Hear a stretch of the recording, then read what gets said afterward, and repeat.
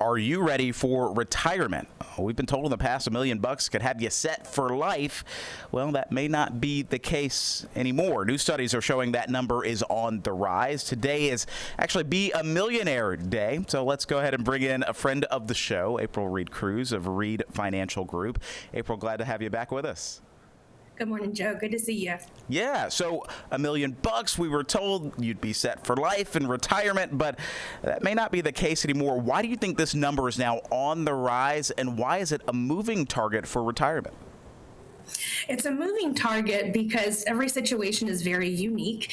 That number has been on the rise for quite some time. Of course, cumulative inflation that we've been battling here for quite a while is not helping that matter. Longevity is another factor. People are living longer and longer.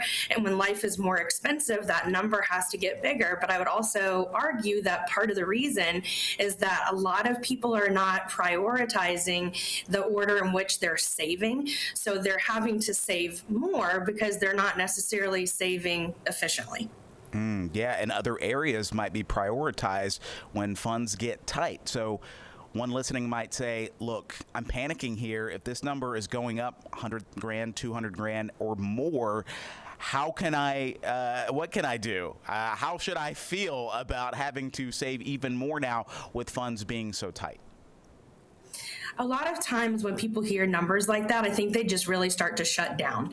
They feel like it's unachievable, that they'll never get there, and they just kind of stick their head in the proverbial sand and hope for the best and really just fail to start planning. And that's really the very first step, is just sitting down and looking at everything in detail and finding out at a very personalized level what it is that you need. You might actually find that you need significantly less than $1 million. Maybe you won't have very much debt when you retire. Maybe you have a very tax efficient retirement, or a retirement that is designed to take care of a large part of your income need, particularly if you have a pension and maybe even fortunate enough to have a pension and Social Security. So your number actually might even be a lot smaller than you think. But the first step is knowing what your number is and then finding very tactful ways to start, even if it's small, start as soon as possible. Three things we all pretty much do, right? Spending, saving, investment. These are the three key areas. April, how do we maximize or most efficiently use those three things to help us later in life? If you're fortunate enough to still have a 401k match, one of the biggest rules of thumb is don't leave free money on the table. Go ahead and get that match. Make sure that you're not leaving that free money out there. And then from there, emergency reserve, building that emergency reserve because those times will come. Then make sure that you're being tax efficient. You can look at Roth IRAs if you're eligible there. HSAs are one of the best benefits. Health savings accounts, one of the best benefits out there with triple tax benefits for contributions, growth, and distributions. And really, again, just having that strategy, making sure that you actually know what your expenses are and where you can safely project them to be in retirement. It's really difficult to get where we're going if we don't even know what that destination looks like.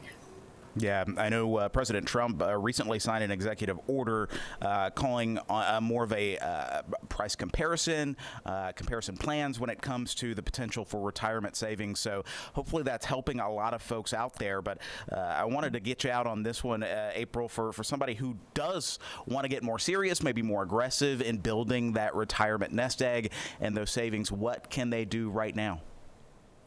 I encourage you to really do your research about a financial professional that might be a good fit for you, whether you need someone who is a tax professional, a fiduciary advisor, investment advisor, representative, but find somebody who's a fit for you who can really help you lay out these roadmaps.